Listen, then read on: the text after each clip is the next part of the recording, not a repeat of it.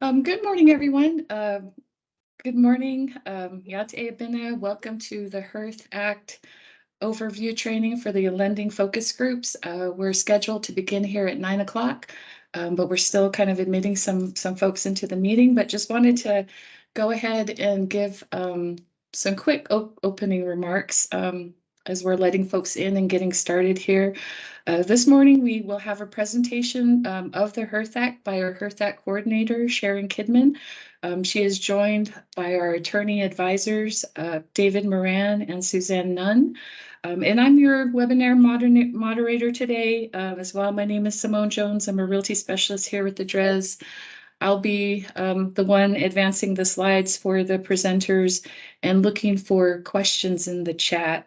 This session was auto-recorded once we began it, and we might have to edit the beginning of it a little bit, but we do have the session recorded. You may notice that your mics and your mics are muted and your video is disabled. In this webinar, if you do have questions, you can certainly write your questions in the chat, and I will try to find a good time to pause the presenter and ask your question. Or you can also ask your question verbally. If you'd like to ask a verbal question, you can raise your hand in the chat.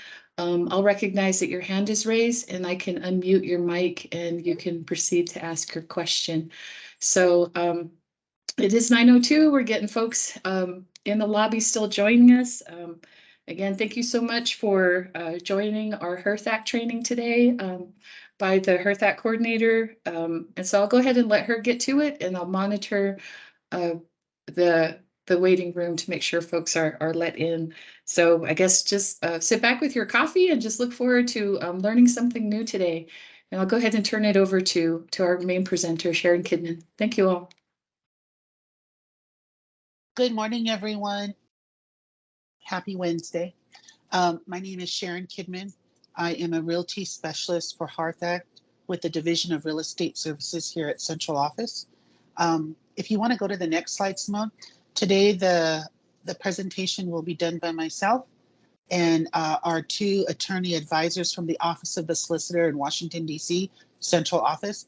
I'm going to go ahead and ask them to introduce themselves right now. David Moran, can you start with an introduction, please? Yeah. Good morning, everybody. Thank you for joining us. This is David Moran. I've been with the Solicitor's Office for over 30 years and have done a variety of work, and along with Suzanne Nunn, basically review for legal sufficiency all HEARTH Act regulations submitted by tribes for approval pursuant to the HEARTH Act. Thank you.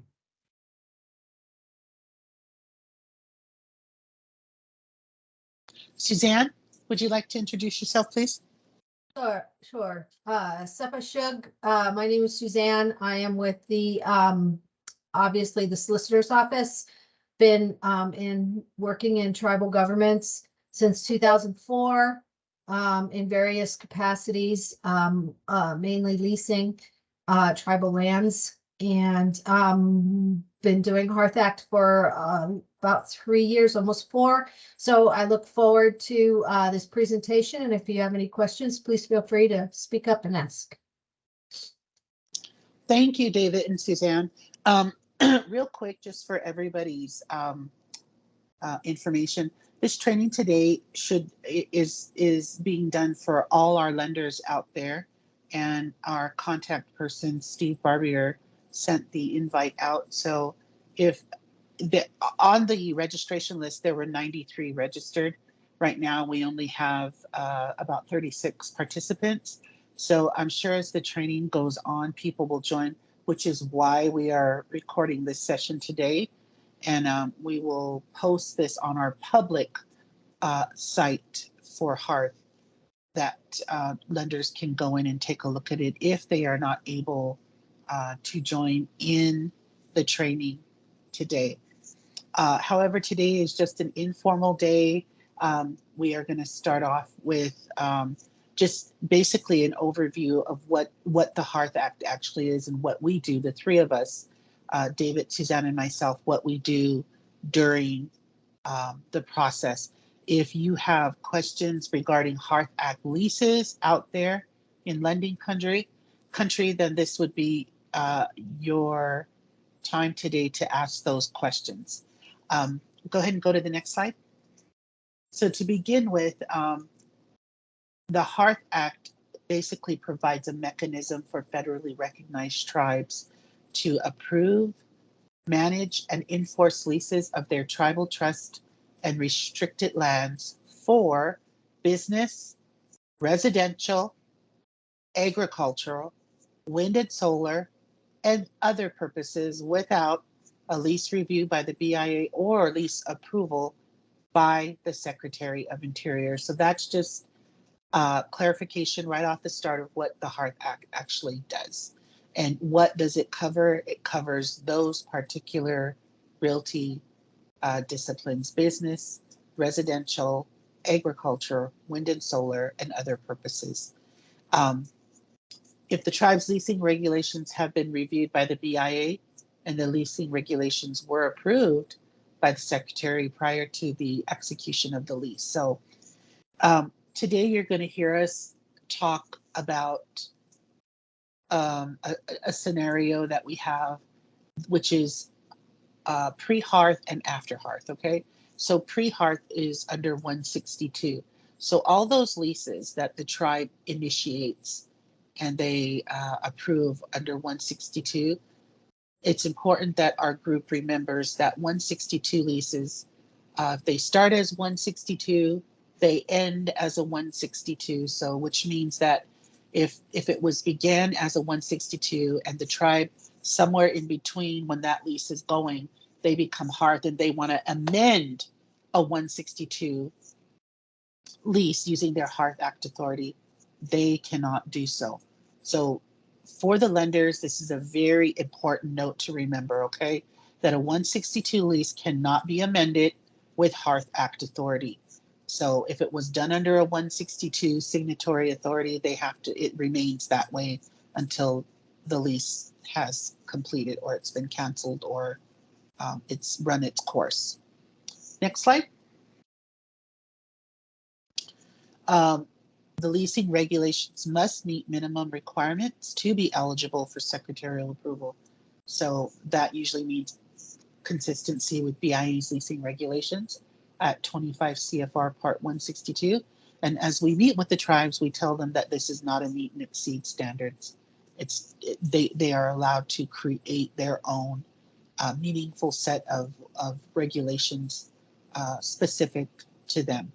However, it must provide for an environmental review.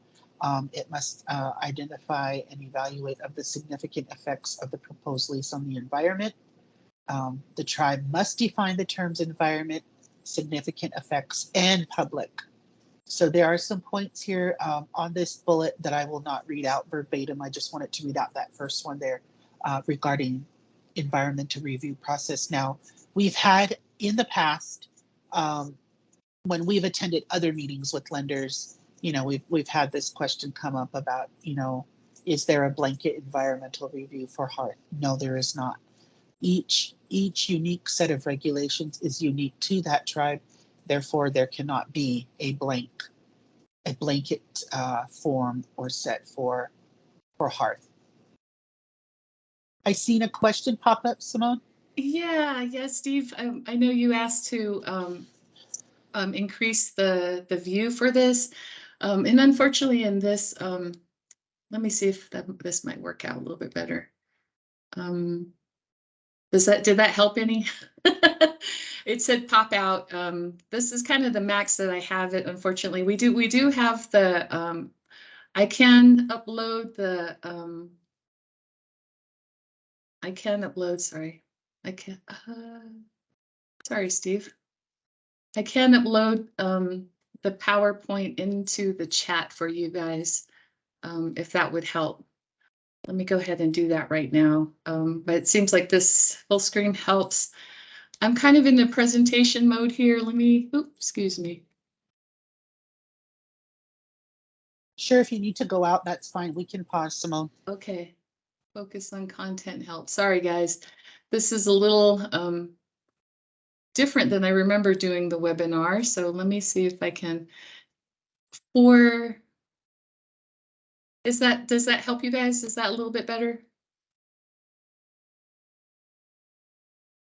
I see your message there, Benjamin, about focus on content helps and full screen helps. I'm over here looking at my Teams right now, seeing if I can find that view for you. Hold up.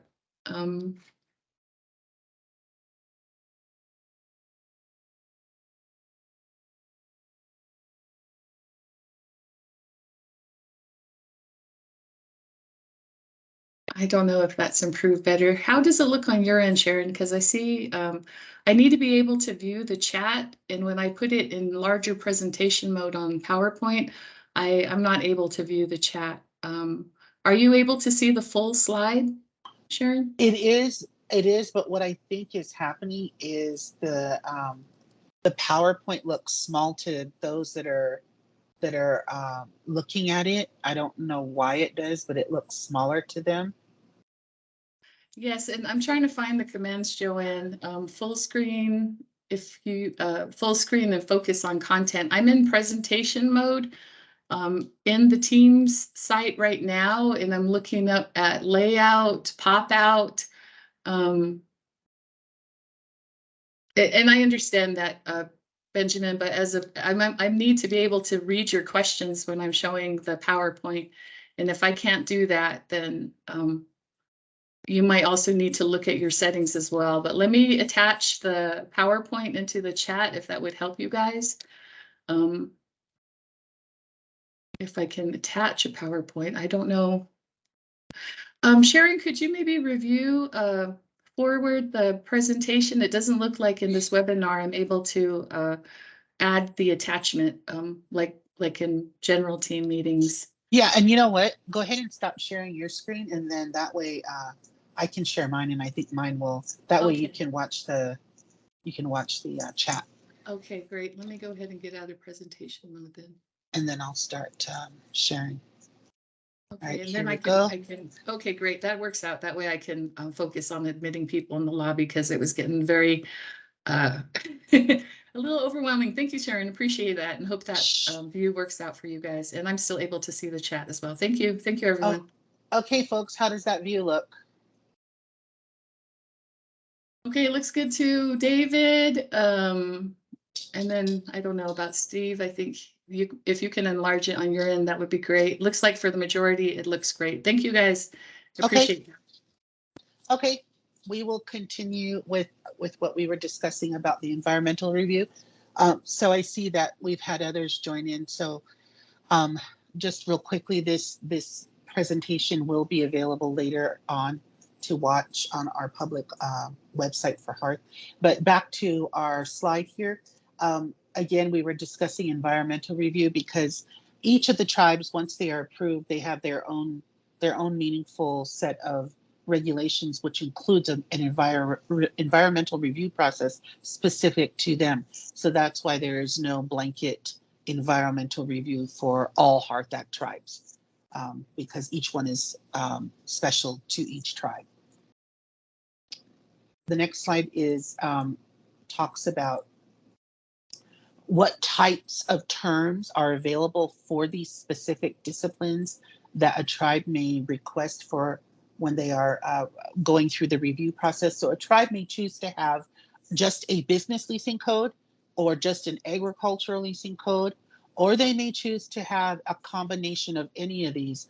So a comprehensive code will have all of the disciplines you see here, all of them. But some tribes have opted to just have only wind and solar or wheels, which is wind energy evaluation. So as you can see, there are different variations of these that tribes can ask for when they are going through, when they choose to draft their leasing regulations. And there are terms that are associated with them, as you can see. For instance, I'm going to just kind of symbol on the wind energy evaluation. It's a 3-year term with and one option to renew for 3 years. It's not an automatic unless the tribes deem it so.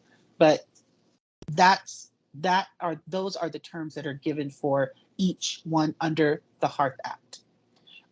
And it is important to remember that the HEARTH Act applies only to tribal, trust, and or restricted land, not to lands held in trust for individual Indian owners, fee lands, or fractionated interests.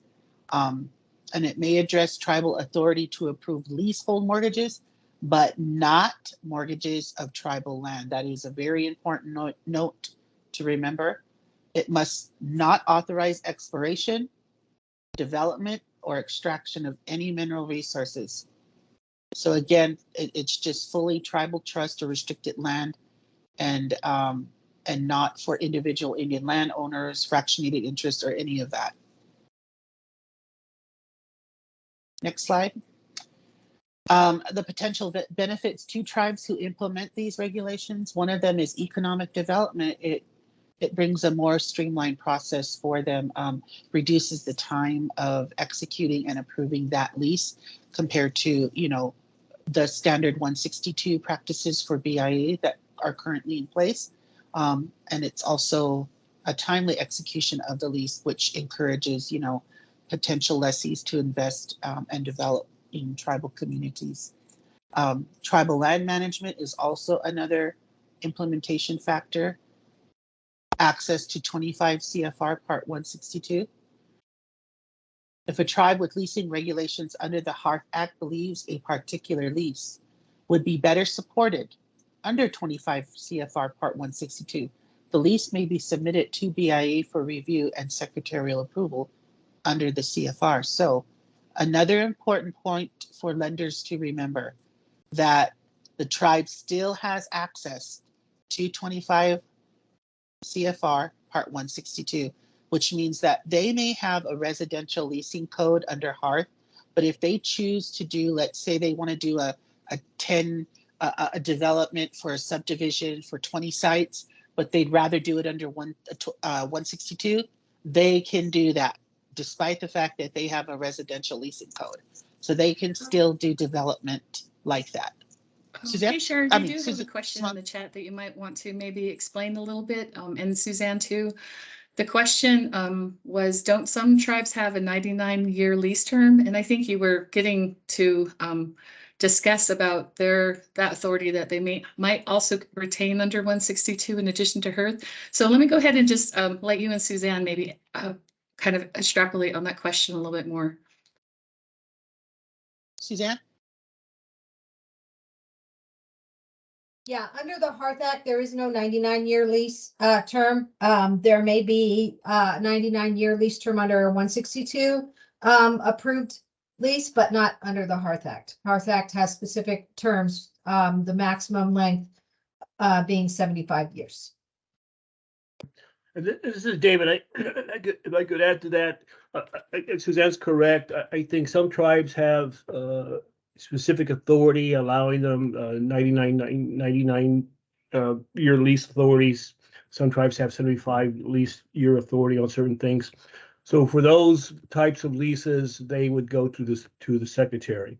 Again, I think as Simone has mentioned, approval and adoption of a HEARTH Act lease for a tribe, basically you still have available to you basically approval of leases pursuant under this secretary's regs. So.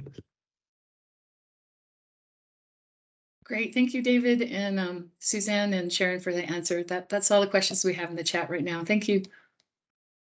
Great, thank you everyone for those questions. We appreciate them.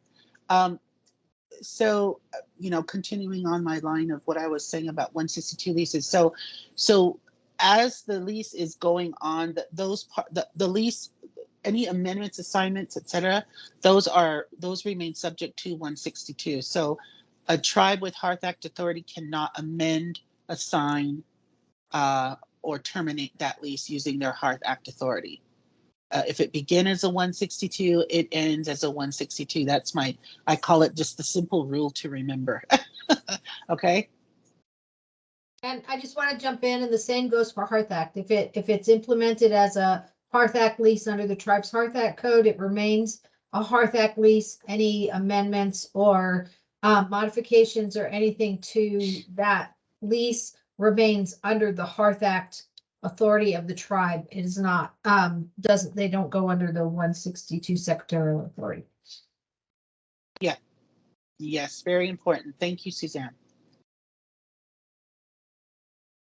The next slide.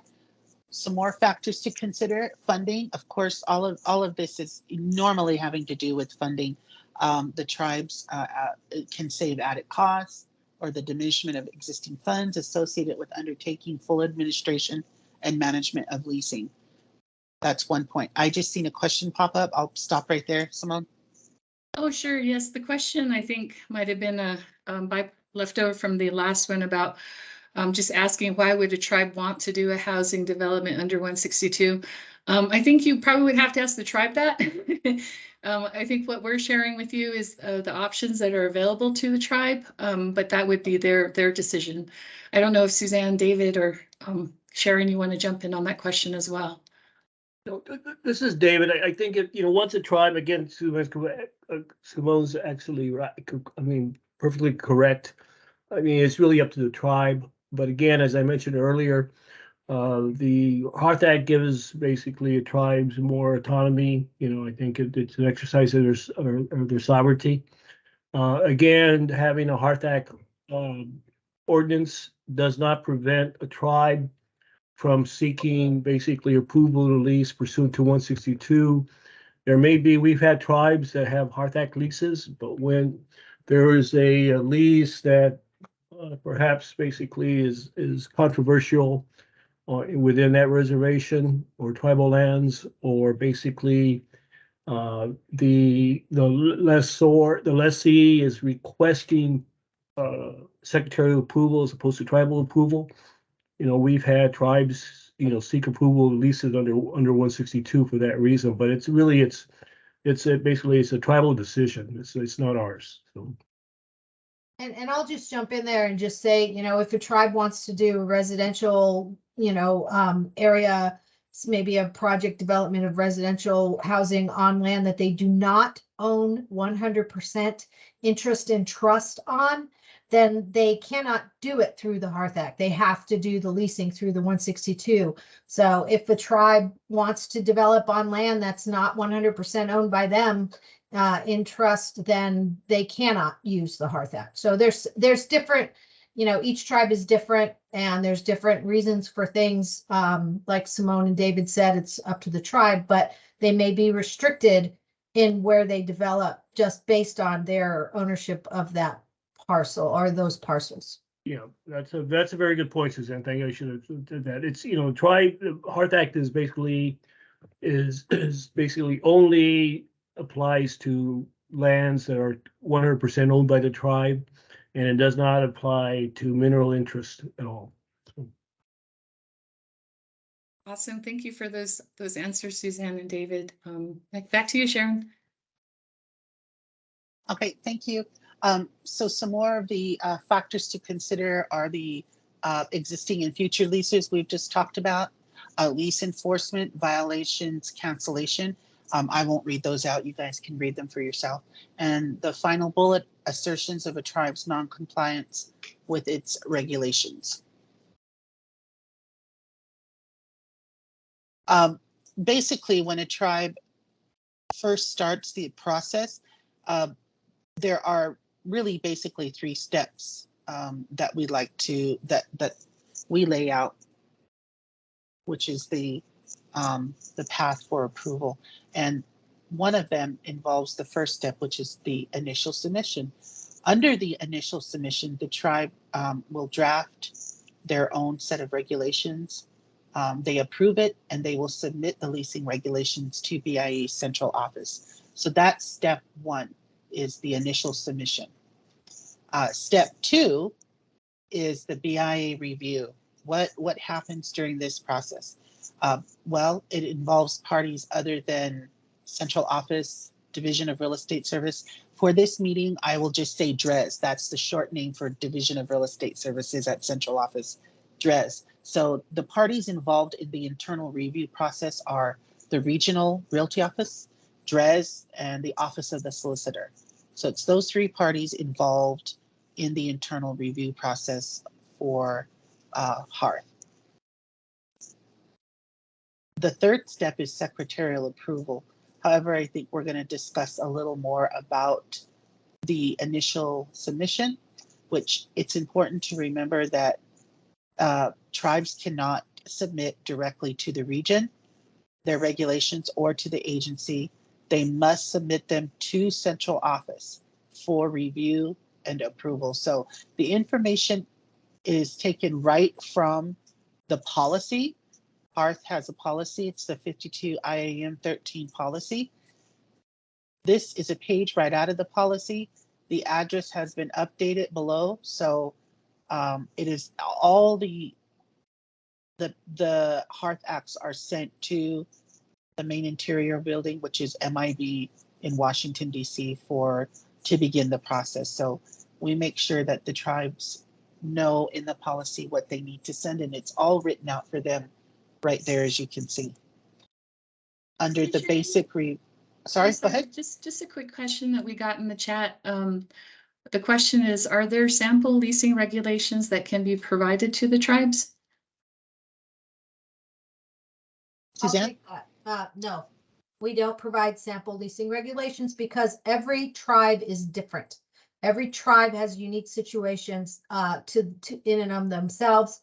And we don't provide model leasing regulations. If a tribe is interested in getting HEARTH Act regulations, they're more than welcome to look on the website and look at some of the past approved regulations. And if a tribe does that, they should use the most recent regulations that have been approved, not the older ones, because times have changed and things have changed over the years. So in short, no, there's not model leasing regulations, but tribes can look at the ones that have already been approved. David, if you want to add to that. All right, thank you No, guys. nothing to add. I think that's correct. I think the best source is to look at the website, and I would encourage Suzanne indicated, look at the ones that have been approved in the most recent within the last year or so, because again, it's things have changed since then from the beginning.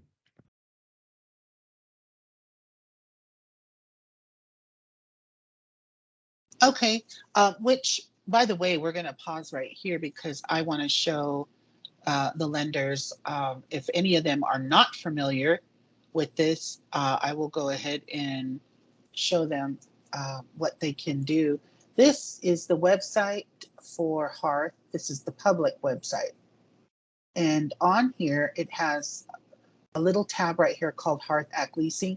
This goes more into depth about where the tribes can, what is it they need to do. So the tribes can simply click on that and it takes them to this page, and all the information listed on this page is, it will help them in constructing, or what do I need to do? This is where they can come to find this out. There are quick links in here for them to access. So this is the public website for HEARTH. Down on the bottom here, it has additional information. It's way at the bottom. So on here, let's say somebody wanted to go look at all the approved HEARTH acts, they can just simply click on this link right here and it'll take them right to that page. And as you can see, they are listed by each year of approval, and within that year, they are in order, chronological order by their approval dates. I tried to type real fast while you were showing that, so I hope the link in the chat works. But thank you for showing it up there, guys. Thank you, Sharon. Sure. Most recently, just so that I can show them, most recently approved was Saginaw Chippewa, Pawnee Nation, and Miccosukee Tribe. Miccosukee Tribe hasn't been uploaded yet. They will be uploaded this week and posted on our website. So as you can see, these two are the most current ones thus far. But this is simply, when you do, what happens when you click on it, it takes you right to that approved leasing code. It starts off with a page, the approval page by the Assistant Secretary of the Interior. and then beneath it will be the tribe's code. And I'll just wait for this. Is taking a little bit, probably because I'm sharing the page, but I wanted to show you what it actually looks like so you guys can see that the quick links are set up to where you can see the entire thing for yourself. You can also download these and put them on your desktop if you are dealing with a specific tribe and you want them for easy access. My advice to you is to go ahead and download it so that you do have it and you can refer to it. All right. So right here, as you can see, is the Pawnee Nation's approved leasing code. The first page begins with the Assistant Secretary's approval on that day, and then what follows is their leasing act, all 50, 60, whatever many pages there are. So that's what the finished product looks like. So for any one of these, you can do that. You can just click on it and it takes you to that quick link. So that's the HEARTH Act leasing page on here. And again, like I said, all of these here, this is all informational stuff for the tribes, for lenders too. We have a process flow chart. There's the policy right there. If you're looking for a copy of it, some of you might ask me, well, where's the policy? Can I have a copy? It's right there. So all you have to do is click on it and download it. Okay, so I'm going to stop sharing that. That's the website. I just wanted to bring that up in case anybody, hadn't seen it, because we share that a lot as we do our tribal outreaches. We share the link with tribes and so on, so they know what to expect. Back to the review process. One of the most important parts of the review, in addition to the region and DRES review of the regs, is the Office of the Solicitor, which is David Moran and Suzanne Nunn. These folks will also review the regulations, and in the next step of our process, they will give you a bit of an overview of what goes on during their review of the leasing regulations. At this point, I'm going to turn it over to David and Suzanne. Okay, I'll go ahead and take it. I'm not sure how we're doing this. Are you putting the checklist up, Sharon, or is somebody else putting the checklist up? Yeah, I can. Would you like me to? Yes, please. I'm sorry. I didn't know if I'm sorry. Sure, no problem. Hold on just a second. All right, here we go. So when David and I do our legal sufficiency review, we have a checklist that is that we use that I've created that makes it easier for us to make sure that all the legal I's are dotted and T's are crossed on a tribe's submitted HEARTH Act. The checklist, as you can see in the checklist, which we're happy to provide if anybody would like a copy, the language in the tribe's HEARTH Act does not need to be verbatim with 162 regulations, but it needs to be consistent with those. So in any of, if a tribe is using this checklist to make sure that they have all their legal I's dotted and T's crossed before submitting their regulations for review, the language doesn't need to be exact. Like if they had a definition of agricultural land, it doesn't need to be exactly what's on our checklist, but it needs to be consistent with that. And so this checklist will show you, let's see, Sharon, do you have control of that? I think you do. Sorry. So these definitions, there are required.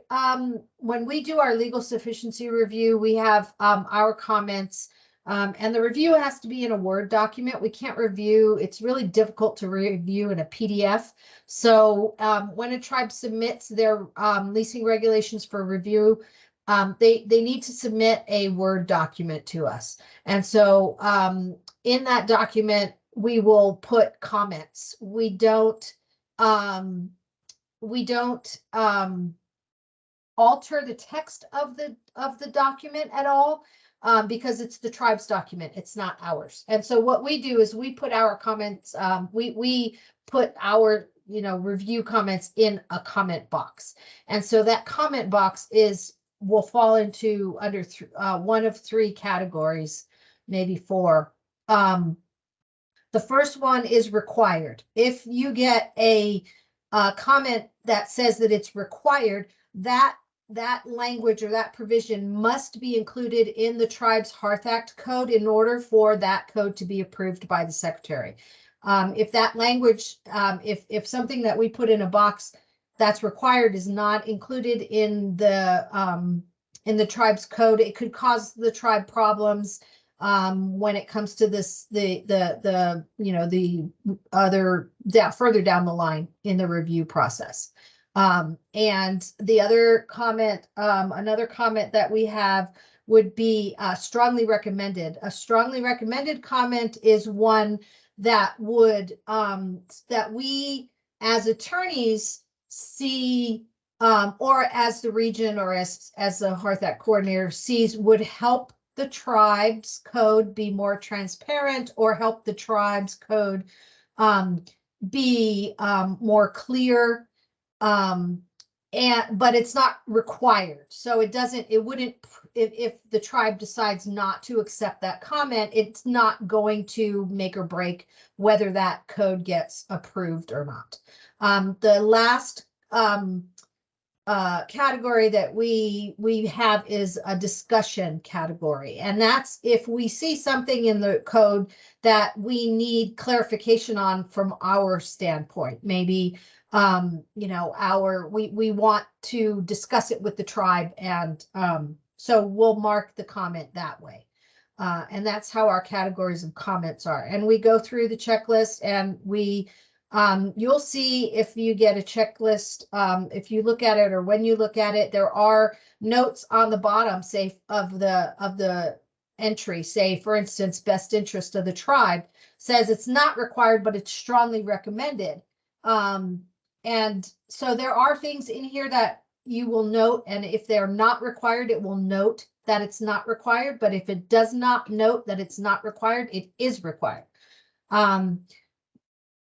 However, I guess, for example, the definition of the best interest of the tribe, like I was just saying, that definition allows the tribe the flexibility to say, hey, when it comes to rent compensation or something like that, we would like to, if we're doing, for example, if we want to bring business on the reservation, we're going to we're going to allow some businesses to pay nominal rent.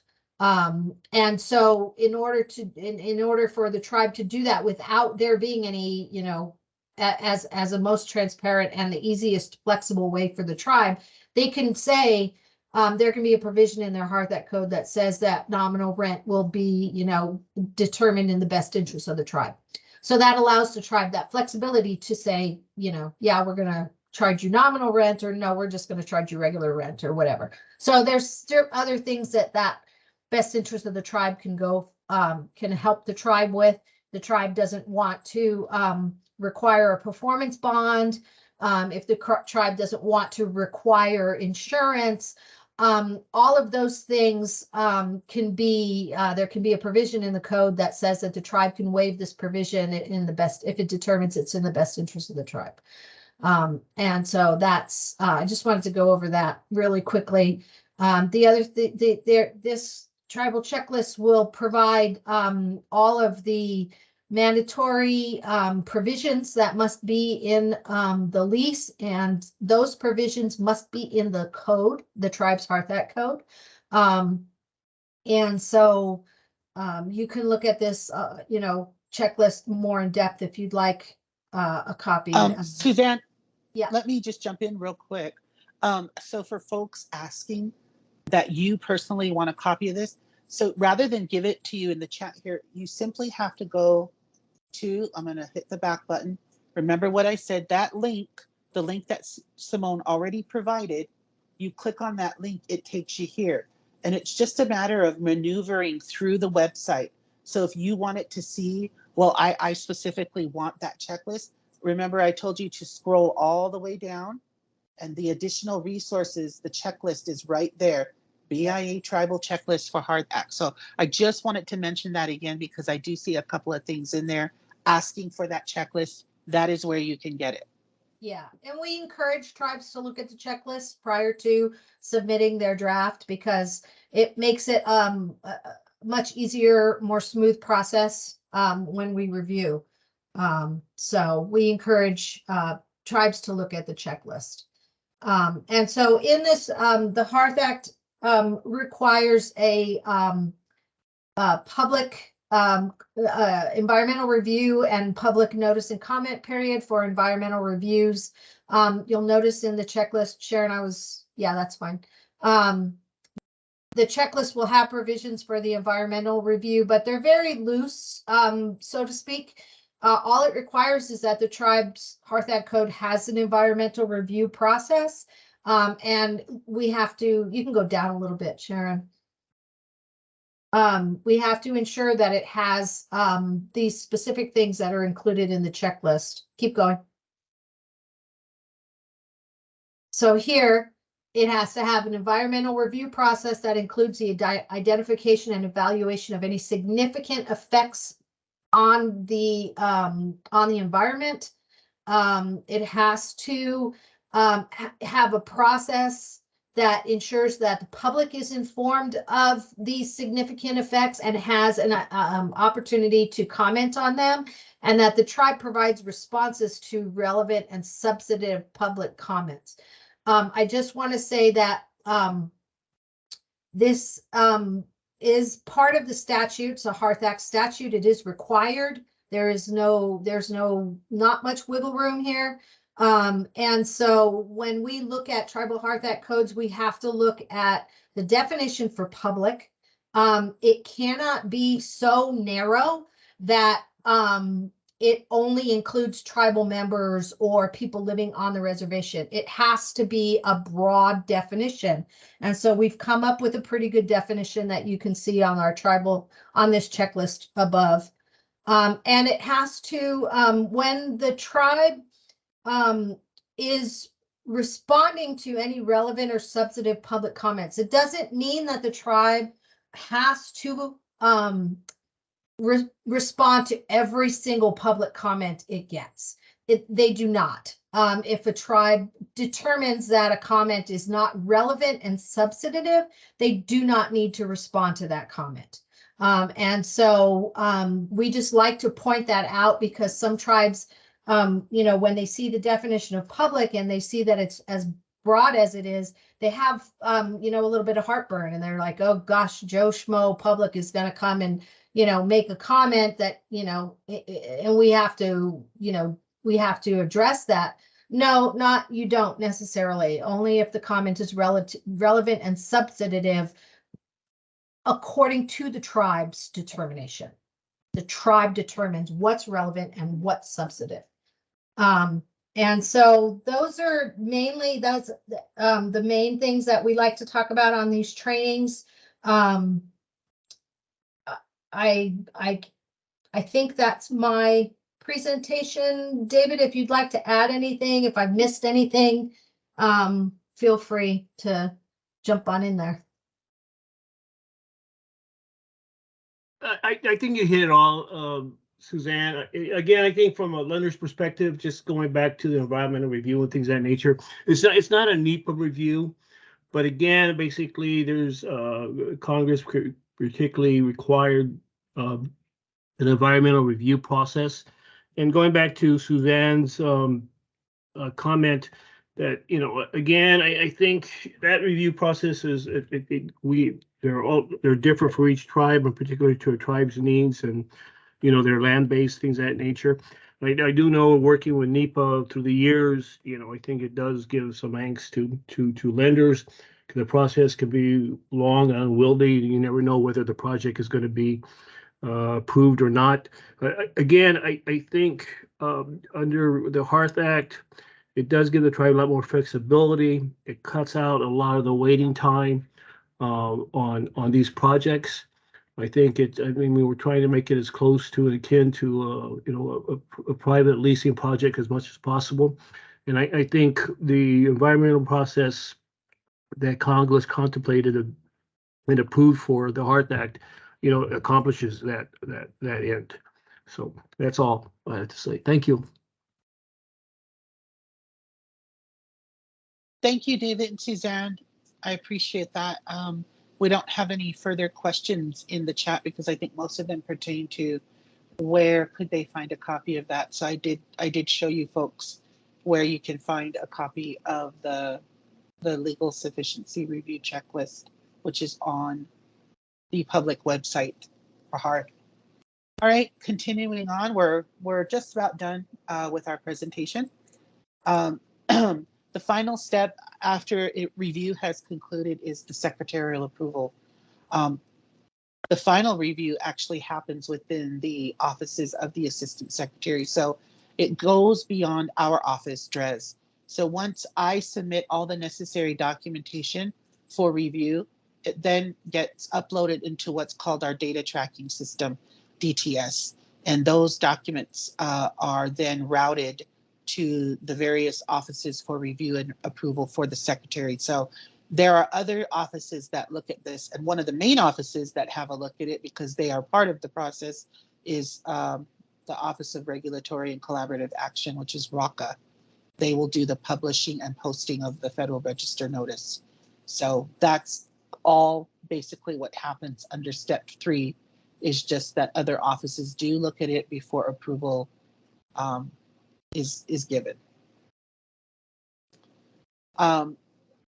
Our final slide of the day is just really some important bullets for the lenders to remember. The BIA's role is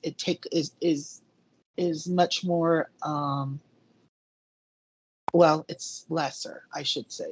It becomes lesser in the sense that now the tribe takes on that part of gathering the information for their lease, the application process, the approval, all of that. And then they submit it to the local agency or region for encoding into TAM. So these bullet points are very important to remember.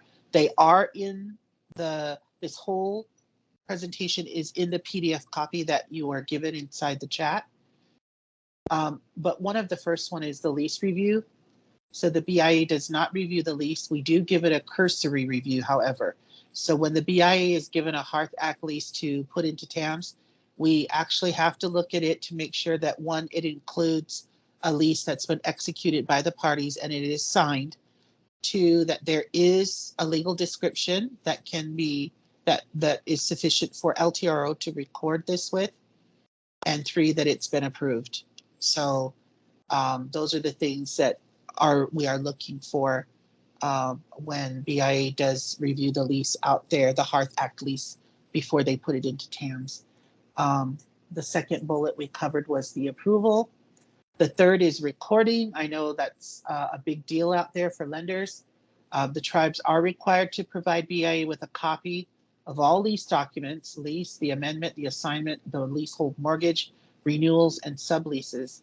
The BIA or the tribe, if the tribe has contracted or compacted the related leasing authority, is responsible for encoding lease documents.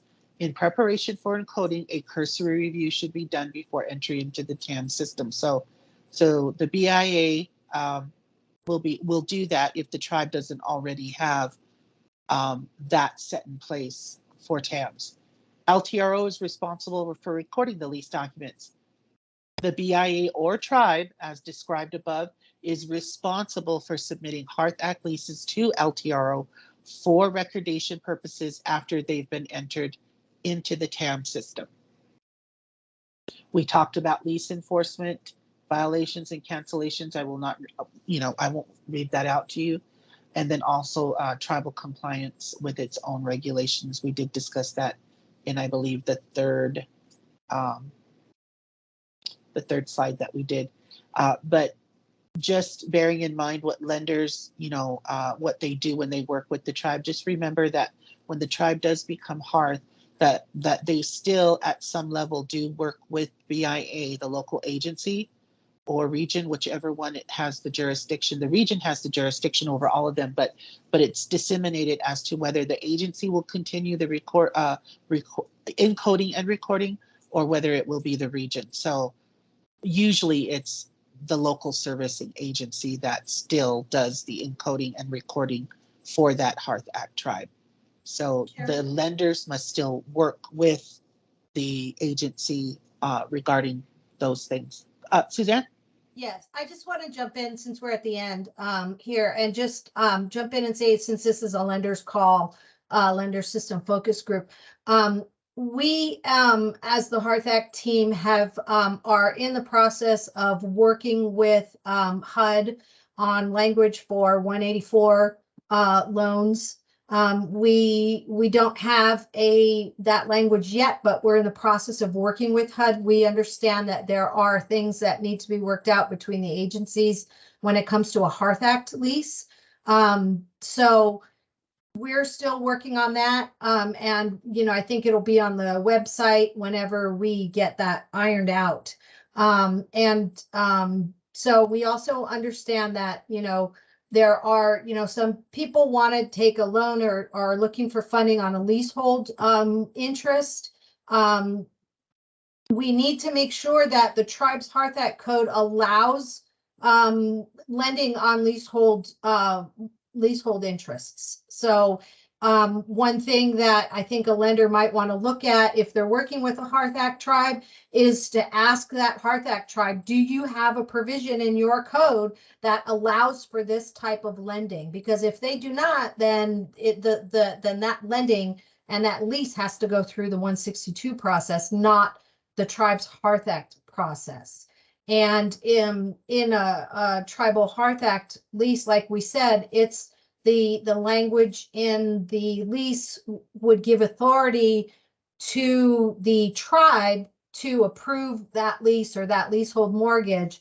But if that language is not in their code, then that language for the authority to approve has to be secretarial language. So and consequently, the secretary has to sign, it cannot, you know, has to sign that document. It cannot be the tribal chairman signing the document based on a HEARTH Act code, because if the language isn't there, the tribal chairman cannot approve a leasehold mortgage under a tribe's HEARTH Act.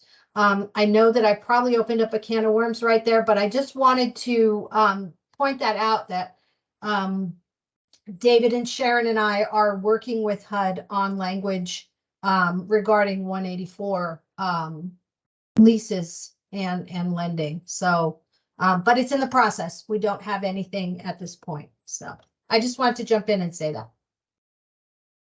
Awesome, Suzanne. I think that is really some important information that you just provided there.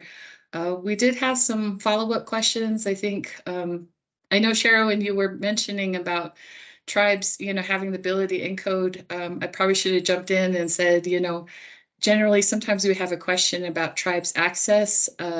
You know, if a tribe receives HEARTH Act authority and they're not compacted or contracted, you know, that service isn't already there. I guess the question is, I don't know if it's something really but the question is, has BIA addressed the issue of providing TAMS access to HEARTH tribes who didn't compact TAMS services prior to becoming HEARTH? Maybe you can answer that pretty quickly. The other question that we had regarding the encoding is, are there any guidelines for the time within which the BIA is to encode the docs and record them with LTRO? And so those are some kind of quick housekeeping ones. And then we do have a question from Steve also in the chat about how can other lenders, USDA, FA, Fannie, be included in the discussion with HUD on future leasing language? I think I can probably answer Steve's question really quickly regarding the other those other lenders like USDA, VA, and Fannie Mae. And thank you, Todd, for also saying USDA is interested. By all means, these entities, I think we've answered before, you know, and BIA as well, they can reach out to the HEARTH Act team to be included in these discussions. In fact, the HUD team, Kristen Johnson and her team were actually out in Albuquerque last week and were able to meet very quickly with us with OTS. And they did share that they have been kind of providing some TA or have also been keeping those other lenders in mind. So I think that's something that, and Ted, I think we can also reach out to you on your interest with that discussion. And why I say that, there's way more questions popping in the chat right now. So let's just go ahead and take care of, I think, the very first two questions about HEARTH Act access. I know you guys have answered that before, as well as the guidelines. And then let's jump into the other discussion below. So Sharon, sorry, that's a lot of information, Sharon, Suzanne, but maybe you can jump into those first two quick questions real quick, and then we'll look at the other bits. Yeah, Nancy Appleby says, are there any guidelines for the time within which the BIA is to encode the docs and record them with the LTRO? No, they just follow the same guidelines as 162. Also, out at the agency, and this goes the same for the region, they are processed in the order received. But as always, if this is pending a mortgage, they are given the priority that they should. So these are processed on a first come first served basis out at the agency and regional level, but they process them in accordance with with the same guidelines we would use with 162. So they're treated just as importantly as everything else, but it's first come first served just so that they can keep things moving. Denise's question says, has BIA addressed the issue of providing TAMs access to HEARTH tribes who didn't compact TAM services prior to becoming HEARTH? Yes, I believe we have addressed that before with the tribes. And I just want to say for the record that when we give trainings like this, we don't discuss TAM's access in these trainings because the HEARTH team only discusses the HEARTH related activities that have to do with the internal review and approval process itself. When you ask questions regarding HEARTH TAM's access, that is completely out of our scope to discuss. I mean, we don't grant the access. This is David. If I could add to that, I think that what I believe what the question is, I think the HEARTH Act does not provide for separate authority for basically TAM's access. I think that access comes through basically, compacting self or governance compacts or contracts or 638. So I think if a tribe is compacted or contracted to basically fulfill that function, then they're able to do it pursuant to HEARTH Act. But the HEARTH Act itself does not give them that authority. They have to acquire that authority separately. And David, I just want to jump in and add on, piggyback onto that and say the TAMS program database has private information, and because there is private information in the TAMS, it's very sensitive information. You can't just give access to anybody. There are Privacy Act considerations that need to be discussed, and there's when a tribe compacts or contracts to do that to perform those functions, they have to go through a pretty rigorous backgrounding and everything. It's just not, you're just not allowed to give anybody access to that information. So, for that reason, and others, of course, and as David had mentioned, the HEARTH Act does not discuss the tribe's access to the TAMS system. And Simone and Sharon can talk more on that if they'd like to, but like Sharon said, that's not part of our presentation today. Thank you guys for that. I think, go ahead, David. Yeah, on that point, the act itself specifically requires tribes record with the record with the LTROs, I think. And so, I mean, that can be construed, and I think interpreted as being that, so they either do that recording and access to the TAMs, things of that nature, through the BIA, or if they have a contract, they're actually working as an agent of the U.S. government and acting in the shoes of the government. So, again, I think the act does not. I mean, it's very. I think it's very clear in that regard. So, okay. And David, you can probably, I'm jumping down to another question that we had in the chat that I think is kind of in the same subject area about, the limits of the act. But the question is the BIA providing any capacity building resources for tribes who adopt the HEARTH Act, training and funds? And maybe you can mention that a little bit more. That question from Ms. Donahue. I guess if you're asking whether we provide technical assistance, things of that nature, the answer is yes. I think Sharon and the others in DRES have done a very good job of providing training across the board. Suzanne and I are always basically available to talk to tribal council, about any particular questions they might have. Again, we don't provide any type of advisory opinions before anything else of that nature. But in general questions, we're more than happy to help. And I think these type of trainings is kind of an assistance that I think we required. I mean that the department, and particularly BIA and DRES in particular, are providing to the tribes. I don't know if that answers the question or not. Okay, thank you for that, David. I think it does. And let me go ahead and just before I go into two more questions that we have, one is on kind of the environmental review process, and one is related to Lisa's, working with the 162 and HEARTH on maybe the similar piece of property. But I guess to Steve and Ted's point, I kind of had to answer a real quick question and jump off to these other issues. Sorry for that very rushed response to you, Steve and Ted. But I think what I was trying to share that is that OTS, the HUD has a proposed rule out there that was published December 21st, 22nd. And so I believe they were around recently in relation to that proposed rule. And so certainly I think it is a great time, opportune time to also include these very important partners in that discussion. So Steve, if you could help us, maybe if you have contact information, maybe a point of contact for VA and Fannie that we could reach out to. Ted, I imagine you'll be the contact for USDA.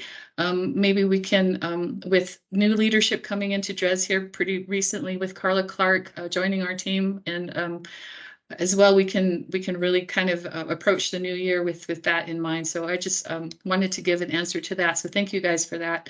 And before we kind of move on, Tanya Plummer had the question, has there been progress toward identifying a streamlined environmental review or advocacy with HUD to honor the tribe's approved HEARTH environmental process to avoid excess costs and time and dual review? I think Tanya, you might be speaking to maybe the environmental review done for the HUD side for the distribution of the funds versus, the environmental review that the tribes may undergo for their leasing decision, which is their decision to make under HEARTH. So I don't know, David, if you want to, or Suzanne, see if you can provide a response to that question. That's Yep. just my quick. Thank you. Yeah, if you could bring the question up on the screen, or is it in the chat? Maybe I can just access it that way. Yeah, I'm not yeah, quite- it's I in just the want to be chat. sure exactly what. Yeah, it's in the chat. It's just a couple chats up. It's from Tanya Plummer. Okay, let's see. This was from who now? From Ms. Tanya Plummer. It's Okay. has there been progress toward identifying a streamlined environmental review or advocacy with HUD to honor the tribe's approved HEARTH environmental process to avoid excess costs and time and dual review? I'm assuming the excess costs and time for the lender. Again, I'm not quite sure what it is that you're asking, and perhaps, you might want to open up your mic. But again, I think in that regard, I think Suzanne and I have mentioned the Act clearly provides that each tribe basically develops their own environmental review process, and given if it's basically provides for public comment and response to those comments, I think, and then we go through the process, and if it's approved, I would think that I'm not quite sure whether. So it is a streamlined environmental review process in my view. And I think going back to what we're working with HUD, as Suzanne had mentioned, I think it's important for those documents to recognize that HEARTH Act approved by the secretary basically carries the same weight and should be sufficient for other agencies' use or reliance, okay, in that regard. So, again, I think HEARTH Act, if a lease approved pursuant to a tribe's HEARTH Act regs, basically, it's going to be approved and it's going to be in compliance with that particular tribe's environmental review process. Again, I think it's much more streamlined than a NEPA process. And so I think it does avoid the excess cost and time, basically. So there's not really, I think in my view, from a legal perspective, HUD can rely on that environmental review process. And I think, again, that's one of the things that we're working through to be sure that that's clear. That HUD typically, because it's a governmental action, will look at to see if it's been basically has gone through the NEPA process.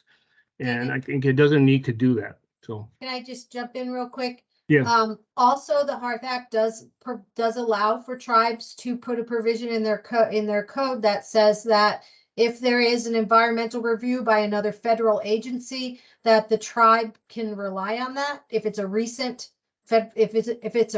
environmental review, the tribe can rely on that environmental review. So I think that would also avoid excess cost and time in dual reviews. The tribe just has to have that provision in their HEARTH Act code. Well, I think that's correct, but I think the act itself is that basically even, I think in terms of the tribe does not have another thing. I think if there was a project that basically has a NEPA review that is applicable to that tribe and it has not yet expired, the 2 to 3 years, that review process can be used so the tribe doesn't have to go through that. I mean, they can basically piggyback on that. So. Right. Okay. Awesome. Thank you. I think that's kind of the best we could answer that question. Tanya, if you want to ask him maybe or add a little bit to that, you can raise your hand or you can reach us offline if you need to. And I think our final question here, it's I think a two-part question. It might have had a bit of response from the last about training and TA. I think you answered that, David, about what the limits are under HEARTH Act. But the question was, what training TA to create a tribal department to run the leasing program, not just get the tribe's leasing regulations approved by the secretary. I think you kind of explained a bit of the limitations to that, or just some considerations for that, David. Mhm. The other part of it, there was a question above it as well, and I think this goes to Sharon, what you were sharing about 162 leases when they start off as 162, and then the tribe, receives its HEARTH Act authority. I think this question is coming from that perspective, but the question was, you mentioned that a tribe can't terminate a 162 so that they can issue a HEARTH Act lease, but can a lessee terminate the lease and get a new HEARTH Act lease? From a lender's perspective, it is even more complicated to have to deal with multiple versions of a lease in one tribal community. We can understand, but go ahead, David. I think you really have to look at the terms of a particular lease. Typically it's a contract, right? So I think, I mean, there's no, I don't know if you heard correctly or we misspoke, but a tribe can terminate a 162 lease if the lessee is agreeable to terminate. I mean, they can meet, they can organize, and they can basically, it says, they can apply and they can petition the secretary, and request early termination of that lease. We'll consider it. The secretary wishes to terminate it, he can terminate it if it's basically pursuant to our regs. Surely he has authority to do that, but you have to look to the particular terms of the lease, whether it allows, for early termination or not. But again, I mean, you cannot, it's quite clear on the 162 lease, you cannot terminate a lease unilaterally. And and even when the two parties to the lease basically desire to terminate, it still requires secretarial approval. So I think, I mean, it's not, again, I don't think that So you're not going to have to deal with multiple versions of a lease in a tribal community, in my view.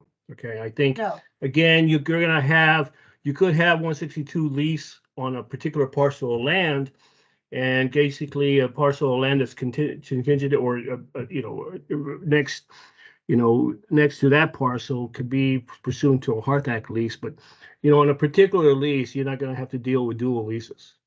no, I just want to jump in and say that what we were meaning to say is, and what David is saying is that you can't have a lease that starts out as a 162 lease and grandfathers into a HEARTH Act lease. If it starts out as a 162 lease, it has to proceed as a 162 lease. If it starts out as a HEARTH Act lease, it has to proceed as a HEARTH Act lease. There is no dual or multiple versions of the lease between a 162 and a HEARTH. It's either 162 or HEARTH. That's absolutely correct. If a lease is approved pursuant to 162, once it's the provisions of 162 and the terms of a 162 lease govern that lease from the beginning, from inception to termination. And again, so a tribe, if you were asking the question, if a tribe who has adopted a HEARTH Act lease has a 162 lease, they cannot terminate that lease pursuant to their HEARTH Act leases. It has to be terminated pursuant to 162. Thank you guys for that response. I think this is probably our final question for the group for our training today. Is in the chat is, does the BIA have any data that might indicate the impact of the HEARTH Act in terms of increased leasing activity? No, we don't. I don't think none that we've reported to Congress or anything. We were asked. We don't, as a HEARTH Act team that I know of, unless David and Sharon have some other answer. I think, typically I think we do keep statistics. I think, how many tribes have adopted a HEARTH Act, how successful that might be. I think typically, sometimes I forget when the last one was, Congress through the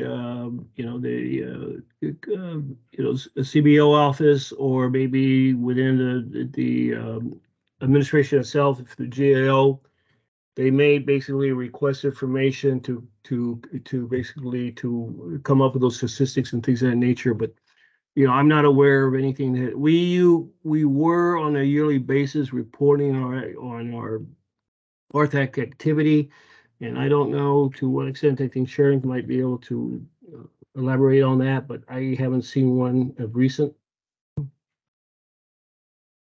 No, we don't. Okay. I think that's it for the questions, right, Simone? Yeah, that's all the questions we have in the chat so far. So, and we are at the end of our training. So thank you so much for all these great questions. And yeah, Sharon, I'll turn it back to you to close this out. Oh, sure. No problem. So that is the final slide for our presentation today. If you do have additional questions, the chat will be open for an additional 30 minutes after the session has closed. But after the 30 minutes, we will not be taking any more questions from the chat. So if you still had a question, please get it into the chat, and David, Suzanne, myself, or even Simone will answer that question. So, but that's it as far as presentation today. Steve will also send you a PDF copy of the PowerPoint, so in case, because there were only about 45 people that attended today. 90, last I looked before the session started, 95 signed up to attend the training, but only half of those attended. So we can send you a copy of the PowerPoint, and then once the link is up on our public website, I will follow up again with you, Steve, to send you a copy of that link when it's been posted. I see a hand up.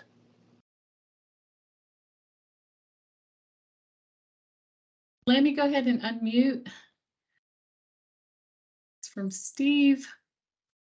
Wow. Okay, Steve, I allowed your mic. Okay.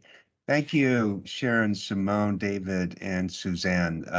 Really appreciate this session and the depth that you were able to go into, and the care you took in responding to all the questions, and and really helpful that you recorded this session. So like you say, the other 45 people who might have been interested will have a chance to review it. So, you know, really notice, you know, the difference in the, you know, sort of stepped up activities of the HEARTH Act team, you know, in the last several years.